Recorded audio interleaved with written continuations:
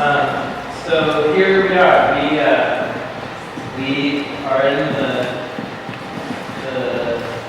second round of Moses' covenant sermon, the frame, the law of the covenant.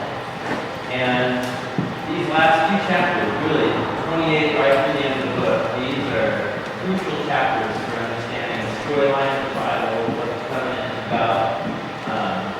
These were chapters that Paul the Apostle. And if you read, you kind of camp out in these latter chapters of Deuteronomy, and then go listen through the reading of Paul's letters.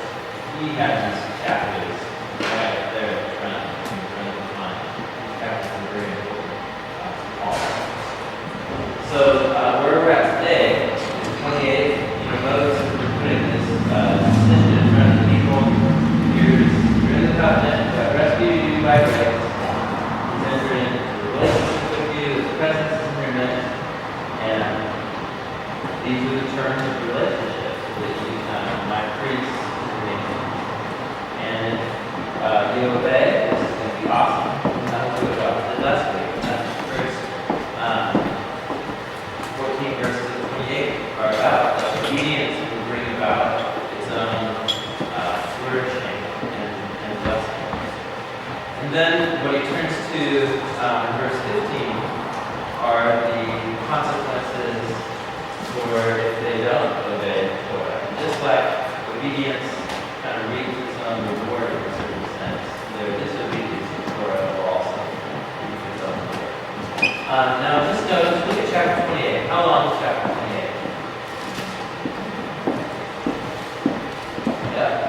One of the longest chapters in the Torah, 68 verses. Now just think about, so the blessings of the covenant take up 14 verses. And the curses for disobeying and breaking the covenant go from 15 verse 15 all the way to the end. How many verses is that? So just even the theme we're going to notice in the last chapters. What is Moses' level of optimism about how this whole thing is going to go? Right? So even just the weight given to covenant blessings and curses tells you. I will also say Deuteronomy 28 is probably my least favorite chapter in the entire Bible. So that's what we're reading about. And the reason why is well, there's a few reasons. It's hard to read because it's not even a story, but it's descriptions of lots of violence and horrible things happening because they disobeyed the covenant. It's so easy to walk away from the chapter and go like, yes, fire reading, Old Testament, huge God. And that's chapters like this where that whole stereotype comes from.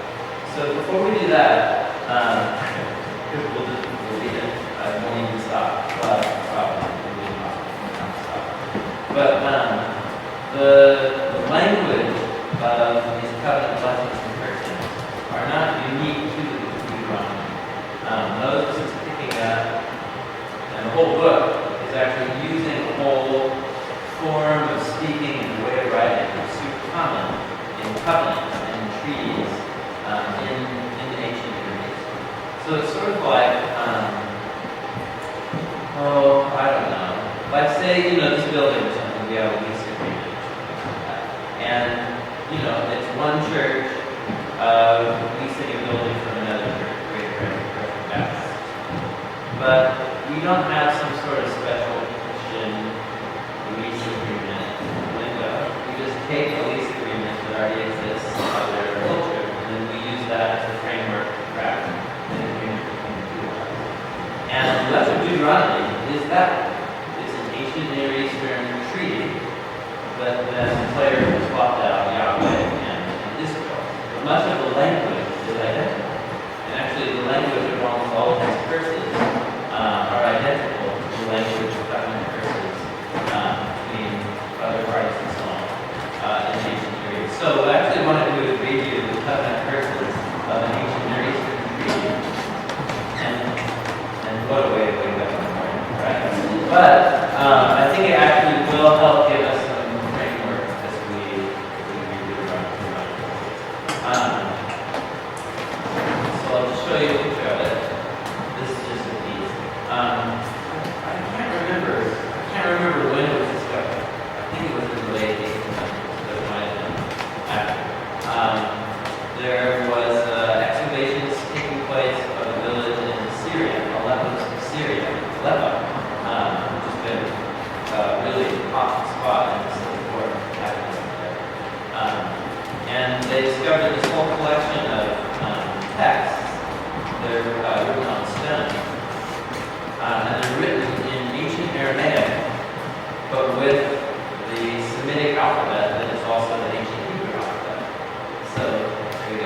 So actually, what you're looking at right here is the form of the alphabet that like all the biblical writers and biblical authors go through.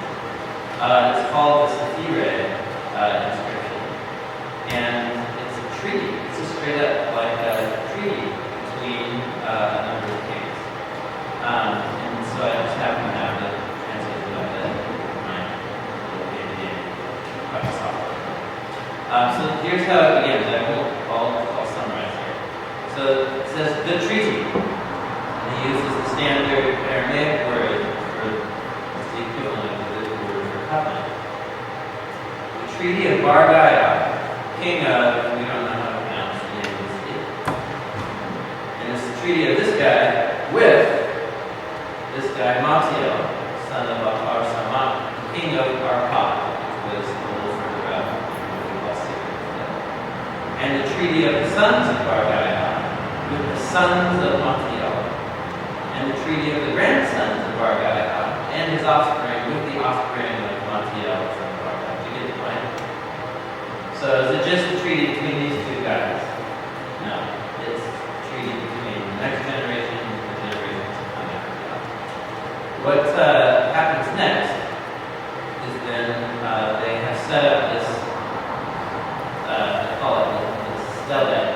It's just basically a big rock surface with this inscription. And they set up this treaty. And he calls all of these deities as witnesses to the treaty. So in the presence of Marduk, the Babylonian deity, and Zarpanik, in the presence of Nabu and Tashmet, in the presence of Ir and Nus, these are all Semitic or Canaanite gods. In the presence of Nergal, Hebrew Bible, and Lot, in the presence of Shamash and Nur, all these guys, they are all witnesses to the treaty. So, oh gods, open your eyes and watch this treaty be made. Good curses.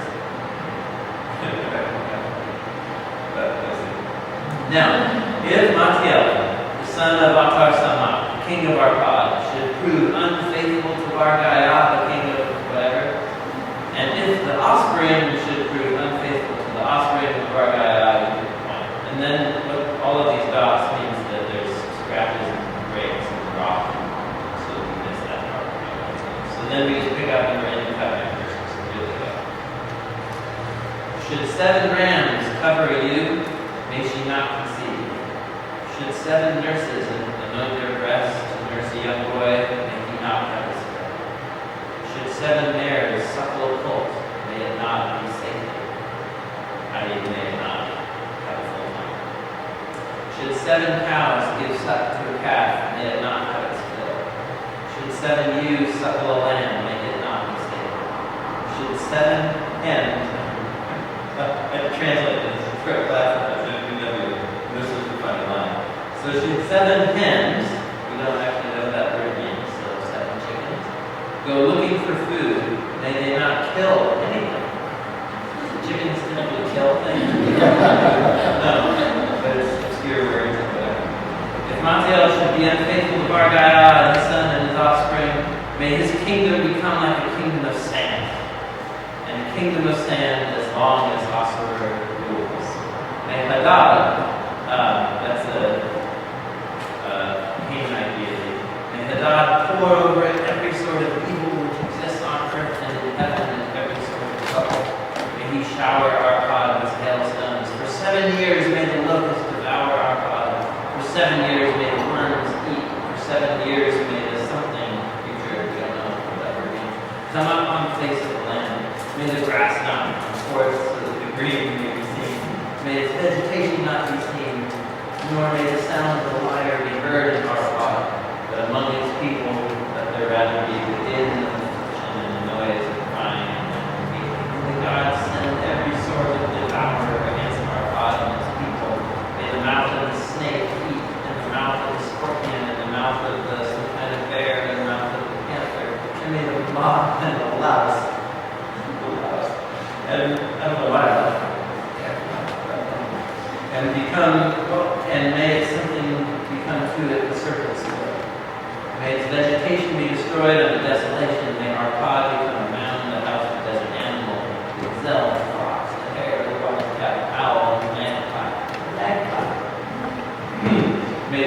not be mentioned anymore in something just like all these other cities. And then it goes on in the verses. Now, so here's my point. In the way that treaties were set up, this is just how you do it. Here is the parties, here are the gods who serve as witnesses, and here is what will result if you don't.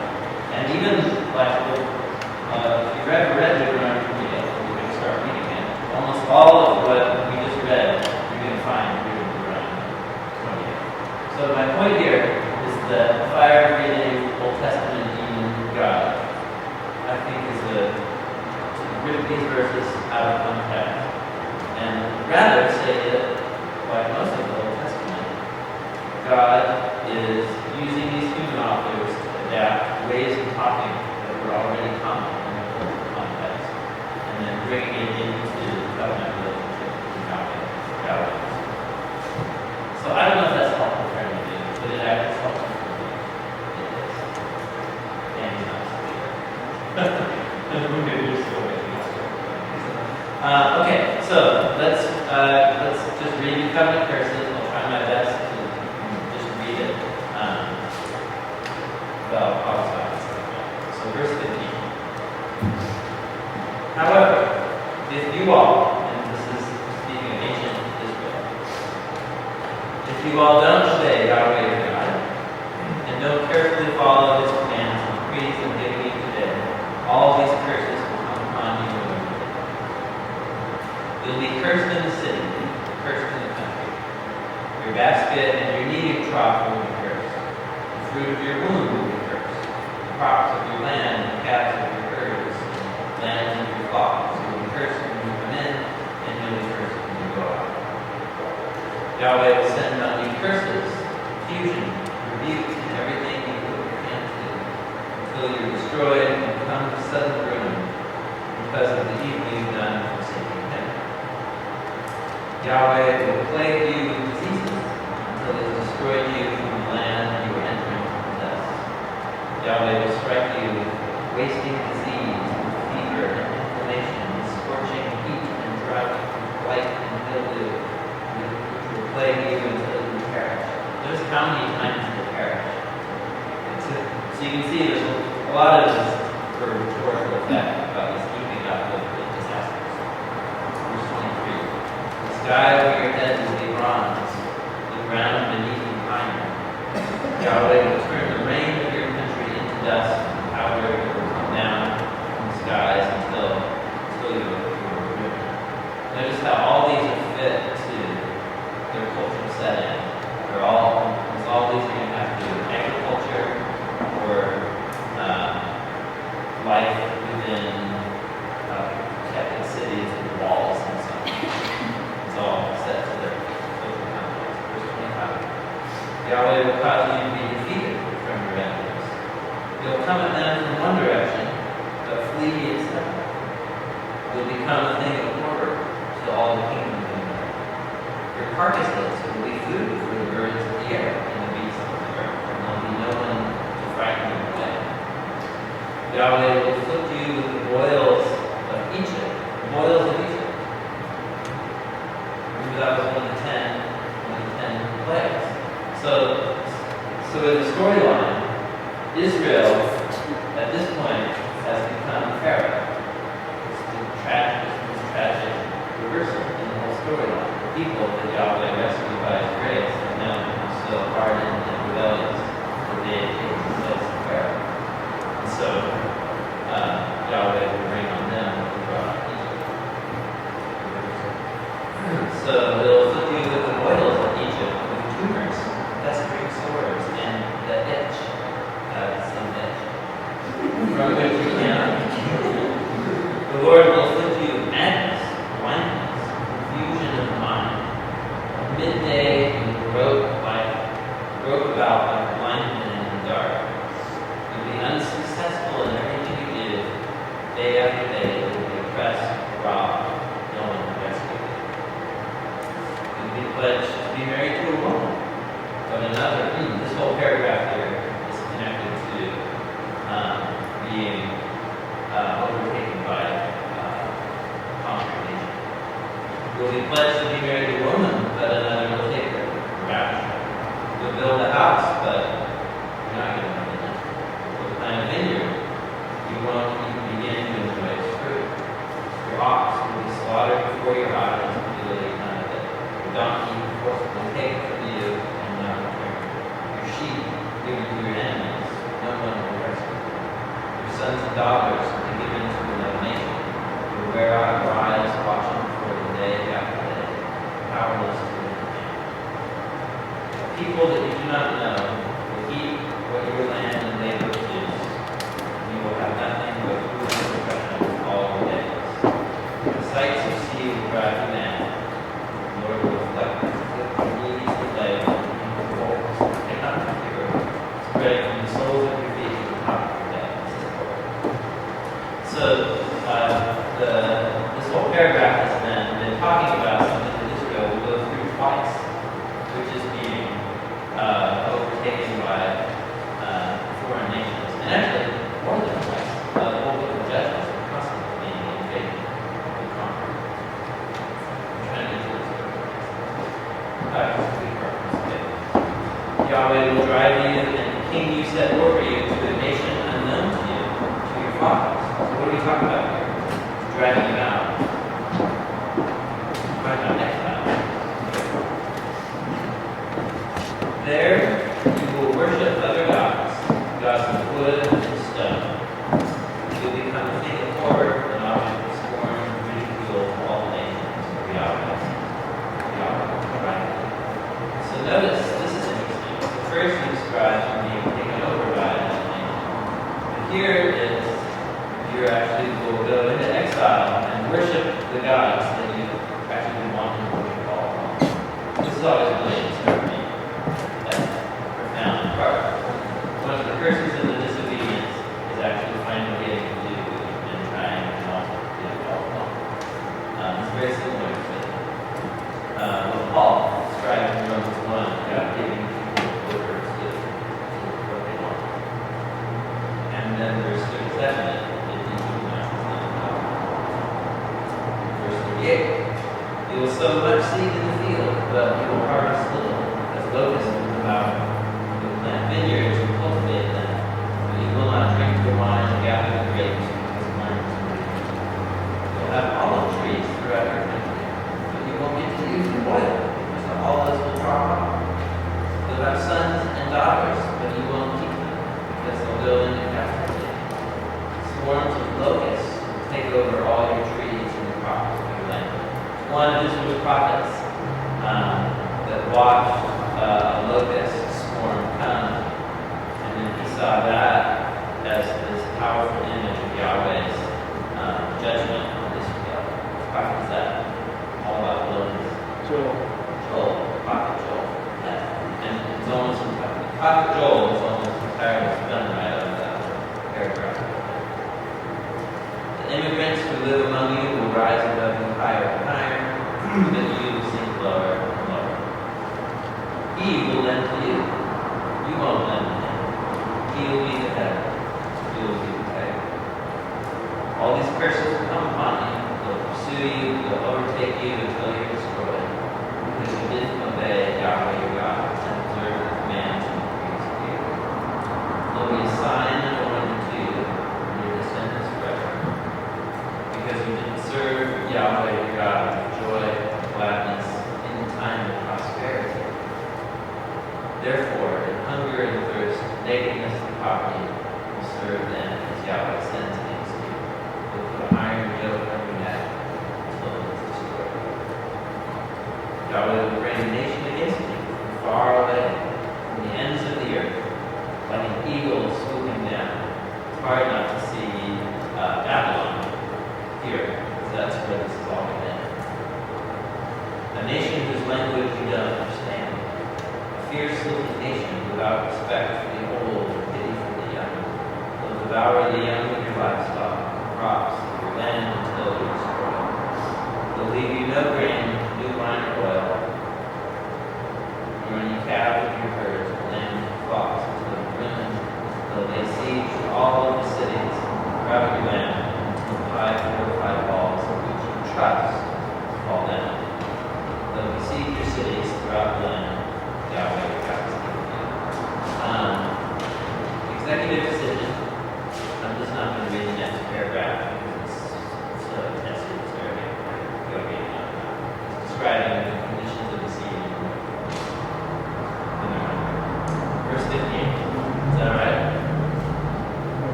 If you don't carefully follow all the words of this Torah that are written in this book, don't revere the glorious and awesome name of Yahweh your God.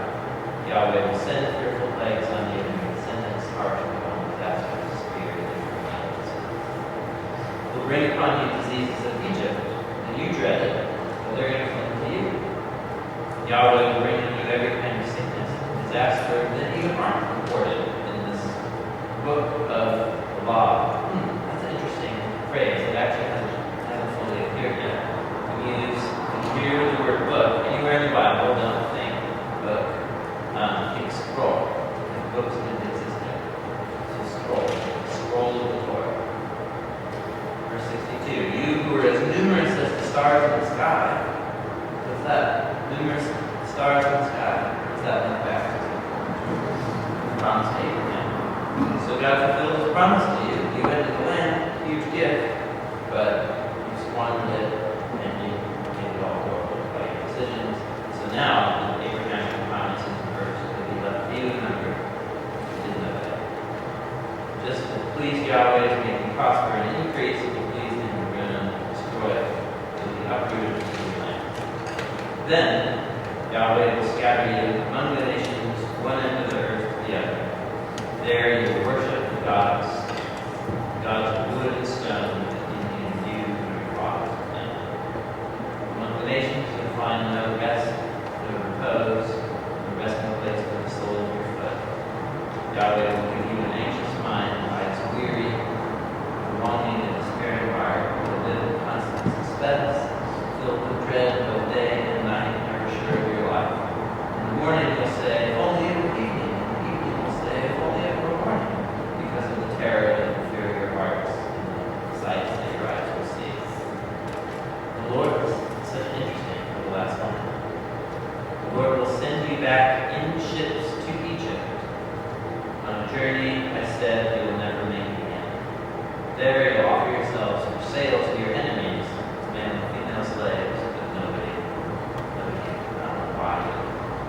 So the story ends, so to speak, all the way back to Egypt where it began, but tragically so. So what do you do with a chapter like that? A few things. A chapter like this, like many of the stories of this violence and horrible people in the Bible, I think I've used this analogy before. They're kind of like stories that just explore in detail the grit and horror of this human condition. So think Godfather, think Breaking Bad, think whatever cultural stories are out there, and they're just horrible to watch, but that's the point. It's a tragedy. It's like these ancient tragedies. And they get you thinking. Obviously, the whole point is that you can tell us, like, hey, this doesn't have to happen. There's nothing fated that any of this horrible stuff should happen. The choice is in your hands, and it gets you thinking about your own life and your own choices. So none of these things have happened yet. The question is what are they going to do with it? And that leads into the next couple pages. Guys ready? How you doing? And now, let's keep going. Chapter 29. I just want to leave 28. These are the terms of the covenant Yahweh commanded Moses to make with the Israelites and Moab in addition to the covenant made with them at Torah. Moses summoned the Israelites and said to them, your eyes have seen all Yahweh did in Egypt to Pharaoh, to his officials, to all his land. With your own eyes you saw those great trials, those miraculous signs and great wonders. But to this day, Yahweh has not given you a mind that understands, or eyes that see, or ears that hear. During those 40 years that I led you through the desert, your clothes didn't wear out. Neither did your sandals on your feet. You didn't eat any bread, or drink any water or wine, or fermented drink. With the manna. I did this so that you might know that I am Yahweh, God. And when you reach this place, right where they're all standing, see Sihon, king of Heshbon, and Og, king of Bashan. They came out to fight against us, but we defeated them. We took their land, we gave it as an inheritance. The Reubenites, the Gadites, the half-tribe of Manasseh. So he's saying, listen, I think of the story it's been on. All of it is really remarkable and outstanding. Yahweh, by His grace, has just done this, all of this, leaving us from slavery, giving us victory, giving a crowd of immigrant slaves that isn't armed or armed at all, ends up being able to get victory over two very aggressive kings. How did any of that happen? And look what go back up to verses 2 to 4. This is really interesting. So he says, your eyes have seen all of that. But then he goes down to verse 4. It says, but Yahweh hasn't given you a mind that understands or eyes that see. Wait, I thought you just said your eyes have seen all of that. You guys see what's happening? So God's people can witness by clear acts of God's grace and history, but actually not grasp the significance or the meaning, or not internalize it so that it actually translates into faithfulness in some way. And so, verse 4 has been a bead in many theologians' bonnets over the centuries, right? Because it's like, oh, what do you mean? So, is Yahweh fated that Israel was rebellious or something like that? Clearly not, or else he couldn't hold Israel accountable for its decisions. But at the same time, there's a recognition right here that if God's people are going to ever respond, what's Israel's track record for response up to this point? I mean, it's horrible. So it's like we're getting this reflection from Moses. If you're ever going to be able to be loyal and faithful to Yahweh, it's going to have to be something that God does in silence. And He clearly hasn't done it yet. Because you look at all that we've seen, but look at how we perpetually behave as a people. So really, this is setting up a problem that's going to be resolved in just a few minutes here. If God's people are ever going to be truly faithful to Him, it's actually going to have to be some kind of gift or initiative of God to do something inside of us. But that doesn't make us not responsible for our choices. We are absolutely responsible for our choices. And it just doesn't think about it any more than that. And so we're like, free will, God's sovereignty, like let's write a whole 1,000-page books on that and so on. And those are just like, no, I just want to point out the problem and paradox that somehow we are most truly human, not by ourselves, but only with some kind of assistance from God's grace, so that we can actually become faithful humans. How is that going to get resolved? Read it. Verse 9. Carefully follow the terms of the covenant, so that you may prosper in everything you do. All of you standing here today, in the presence of Yahweh your God, your leaders, your chief men, your elders, your officials, the other men of Israel, together with your children, your wives, the emigrants living in the camps, who chop the wood and carry the water, you're all standing here in order to enter into this covenant with Yahweh your God.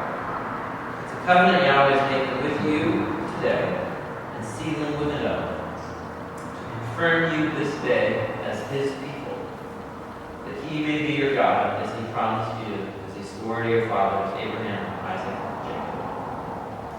But I'm not making this covenant and its oath only with you, who are standing here with us today, in the presence of Yahweh your God, but also with those who are not here today. What does that mean? Who's not here today? Us. Or even just, great grandkids, that kind of thing. This is very similar to how the Sephirah treaty begins, with the treaty between, Bargaiah and Natael, the sons of Bargaiah, and the sons of the sons, and so on. So the point is, this is treaty that is with the people in its whole life as a man.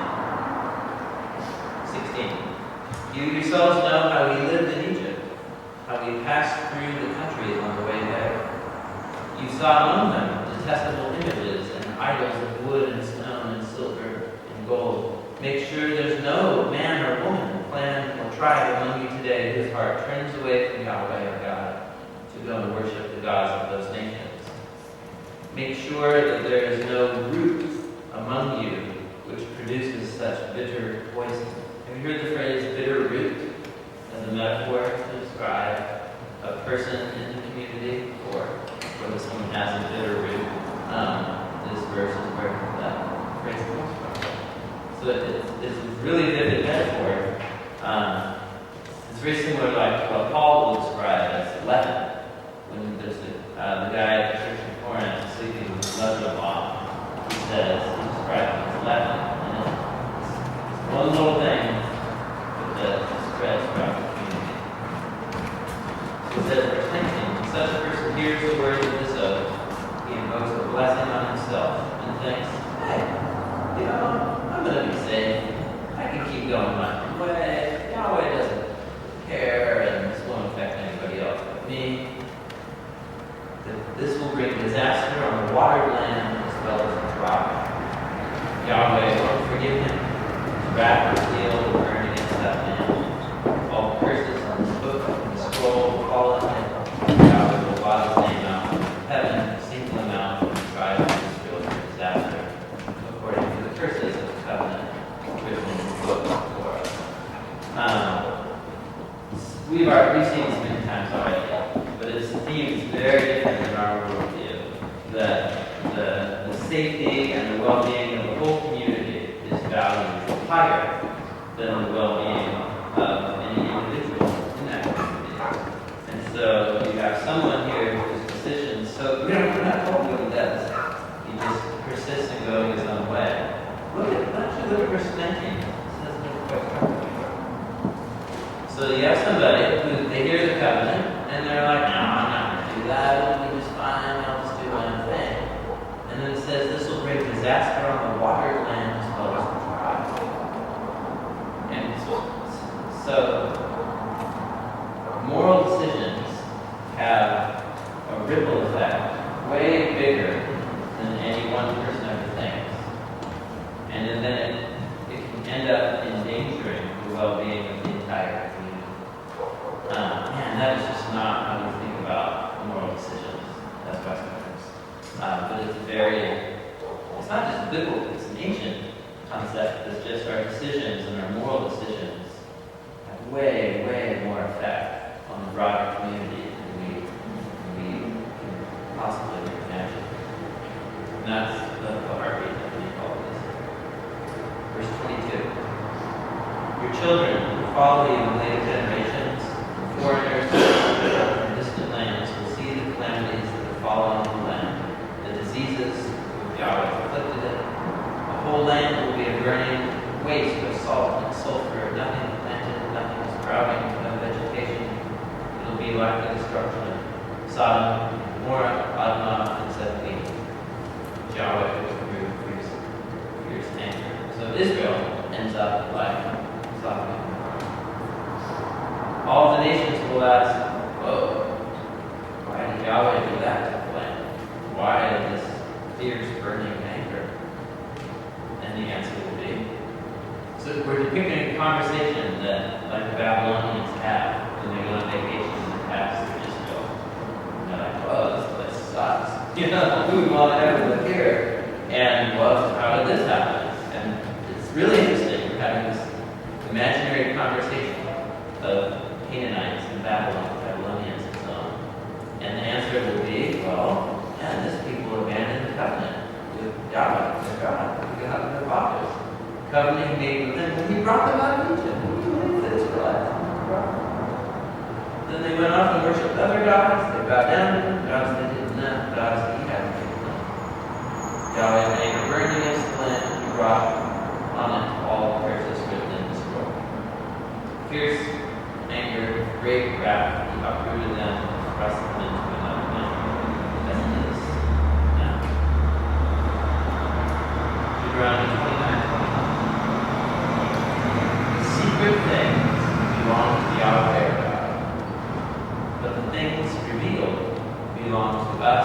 children forever, that we may follow all the words of this Torah.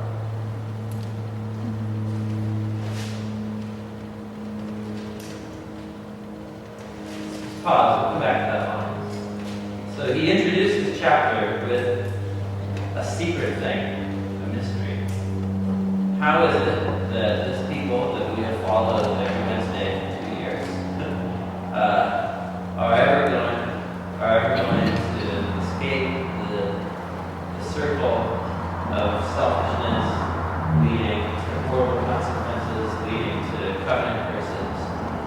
It's going to have to be Yahweh giving them a mind that understands and sees and hears. When and how is Yahweh going to do that? So there's a lot that's not explained in the story of the Torah. But the things that do have revealed belong to us so that we can know the truth about ourselves and at least know the choice that's before us. Deuteronomy 30. Kind of better to explain it. Now this is one of my favorite chapters in the whole Old Testament. Now when all these blessings and curses that I set before you come upon you, so what's Moses' take here? What's going to happen? What does Moses think is going to happen? That might be good for a little while, but and when you take them to heart, wherever Yahweh your God disperses you among the nations, what does Moses know is going to happen? Exile. When you and your children return to Yahweh your God and obey Him with all your heart and soul, according to everything I command you today, what does Moses also see coming down the line? It's very interesting. So he sees, okay, you're gonna turn away. It's gonna be horrible. You're gonna be exiled, but there's going to be some point at which at least some of you return back to Yahweh. 30 verse 2. This is all connected. We probably talked about the word repent before. But in Hebrew it's the word shuv. Well, you say it like this. Shuv. It's not quite how you spell it, but let's put it there. We've talked about this word before. It just means literally turn around. You're walking one way, you go the other way. So you return to Yahweh, and you obey Him with all your heart, and all your soul, according to everything I commanded you today. And then Yahweh is right there to restore your fortunes, and have compassion on you, and gather you again from the nations where He scattered you. I mean, even if you can manage to the most distant land under heaven, from there, Yahweh, God, will gather you, He's going to bring you back, bring you to the land that belonged to your fathers. He'll take possession of it. He'll make you more prosperous and numerous than your fathers. So it'll stop right there. So how's that going to happen? So I thought the whole point is that they perpetually don't ever do this. And Moses is super skeptical, right? We read that in the chapters. But he sees that somehow they are going to come back and be faithful to Yahweh. How? And verse 6 is one of the most important lines in the Old Testament for understanding the storyline here. It says, Yahweh your God will circumcise your hearts and the hearts of your descendants, so that you may love Him with all of your heart, with all of your souls, and live. Mark it, underline it, do whatever. So, how can Israel ever have a heart that understands and eyes that see and ears that hear? What has to happen?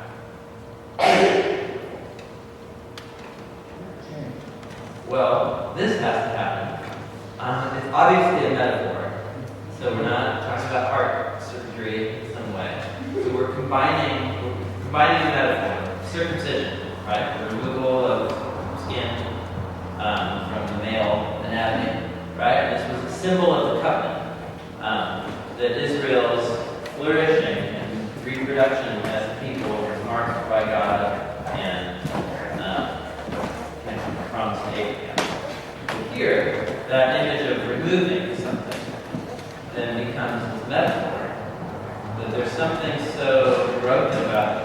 heart that there's a whole bunch of it that just needs to be taken away, that you and I cannot accomplish on our own. There needs to be some kind of transformation that's so fundamental that you and I can't engineer it inside of ourselves. And how is it that Yahweh is ever going to have a covenant people that are faithful to Him? And here, Moses says, it's going to be from the fact that God has to do something. Heart surgery, is a silly way of saying it. So this is so, man, let's keep going, and then we'll back up to the club. Yahweh your God will put these curses on your enemies who hate you and persecute you. You'll again obey Yahweh and follow His commands and give you today. Then Yahweh your God will make you the most prosperous in all the work of your hands, and the fruit of your womb, the young of your livestock, the crops of your land. Yahweh will delight in you and make you prosperous, just as He delighted in your fathers, if you obey Yahweh your God, keep His commands and decrees that are written in this book, the scroll of the Torah, and repent and turn to Yahweh your God with all your heart and with all your soul. Now, what I'm commanding you today is not too difficult for you. It's not beyond your reach. It's not all the way up in heaven, so that you have to say, like, oh, who's going to go up into heaven and get the Torah for us and proclaim it to us so that we can obey it? It's not beyond the sea, so that you have to ask, oh, who's going to cross the sea and get it and proclaim it so that we can obey it? No, the Torah is right here. God is in your midst. The word is right here. It's near you. It's in your mouth. You can read it and say it aloud. It's in your heart so that you can obey it. You're like, wait, I thought Moses just said they're like they can't because they haven't been given a heart. You see the tension here in the storyline. It's sort of like, you can personalize this very quickly. If you have any sort of bad habit, there are moments of sanity where you're like, slow down. Why would I ever do that? And then there's the moments of insanity where it's absolutely what you do is what you want to do. This is the human experience. That's what the story is looking at here. And it's this paradox, even in our own way of thinking about it, is there are some moments where we're clear-headed and we're like, it's just a choice. It's just a simple choice. And I'm capable of making the right choice. But then somehow I'm also incapable of making the right choice. And what's going to slice is not, how are we ever going to solve this? And we are both responsible for our decisions, but we're also utterly helpless at the same time. And in the center of this mystery of the human condition is the promise that Yahweh is going to have to do something for us that we can't do for ourselves. Verse 15. Look, Moses says, I'm setting before you life and prosperity, or death and destruction. I command you today, love Yahweh, your God. Walk in His ways. Keep His commands, His decrees, and His laws. And it's going to go great. You're going to live, you're going to increase. And Yahweh, your God, will bless you in the land that you're entering to possess. But if you turn away, and you're not obedient, if you're drawn away about other gods and worship them, I declare you today, then stop. Don't do it. You're going to get destroyed. And you won't live long in the land you're crossing the Jordan to possess. And so this day I call heaven and earth as witnesses, just like in the treaty we read earlier, called God as witnesses. Here, heaven and earth as witnesses. I set before you life and death, blessings and curses. Choose life for His sake, so that you and your children may live, that you may love Yahweh your God, listen to His voice, hold fast to Him, for Yahweh is your life. He will give you many years of land for your fathers. Okay, that was a lot of text. We made it, you guys. This is Deuteronomy 30. Really, I think it's really profound.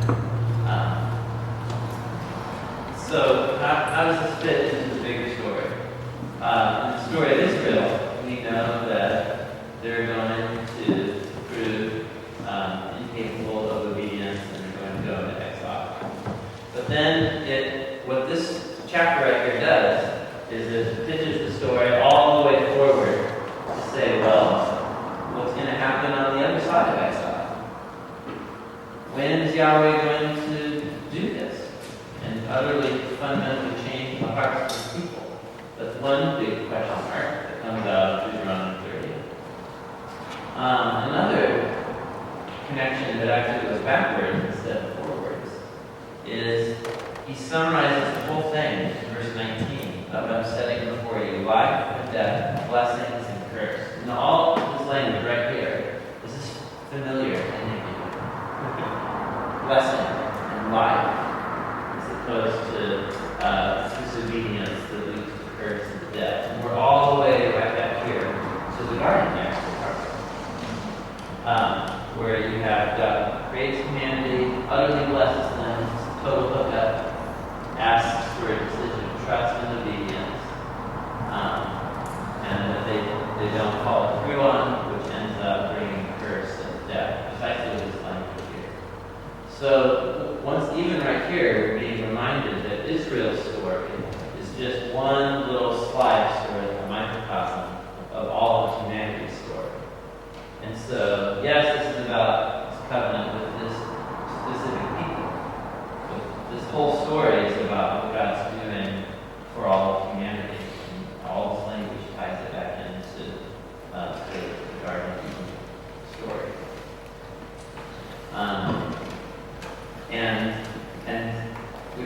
So really, it makes this question mark not just Israel's question mark, but it's a question mark for all humanity. And it's this plot tension right here of the problem of the human heart and when is Yahweh going to finally heal the heart of human beings to create faithful people. And you're just right in the story of Jesus, aren't you? I mean, we're just teeing up the story of Jesus. We're creating the problem. And so Jesus will have an enormous amount to say about the heart. He'll say, it's actually, all this stuff about purity and refinement and so on, and ritual impurities. It really is actually the source of the most brokenness and impurity. He says it's the heart. Jesus says, right? All this junk that comes out of the heart. That's actually what makes human beings as broken as we are. And then you have the whole theme of the gift of Jesus' Spirit is presence, which actually is the means by which the human heart gets addressed. So here's what I wanted to do. I want to end with these words. Actually, the words about the new covenant are found in prophets. But this is from the prophet Ezekiel. And this is how he resolves all of these plot tensions. Yahweh promises, he says, I'm going to bring you out of the nations, out of exile. I'm going to gather you from all the countries and bring you into your own land. I'll sprinkle clean water on you and you'll be clean. I'll cleanse you from your impurities, from your idols. I'll give you a new heart and a new spirit. So we're right here with Moses, aren't we?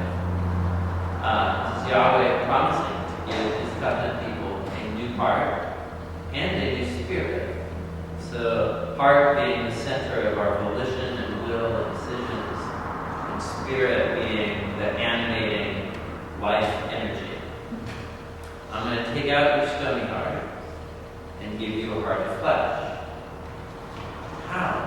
How can the whole human person be recreated? I'm going to put my spirit in you, and I will move you to follow my decrees and be careful to keep my laws.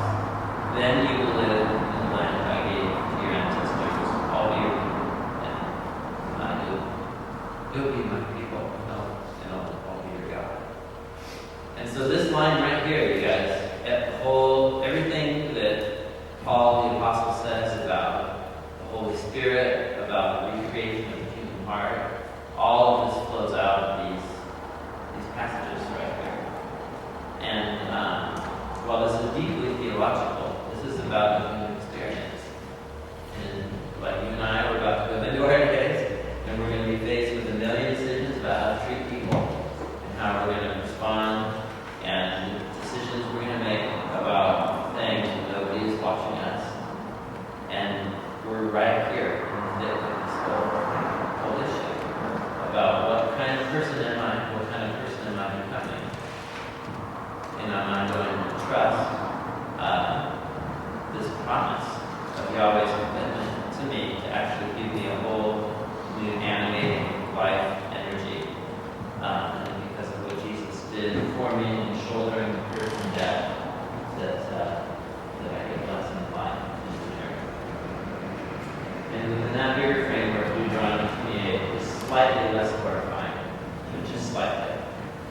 but it's still a very difficult chapter.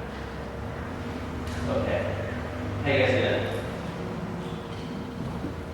I feel like we've actually done this about 5 times before. Like exactly the content. We've just done this many times before. But I think that's okay. Because the Torah is all trying to say one thing, but just to point to Jesus. So let me close with a word of prayer. Let's think about our days that are ahead.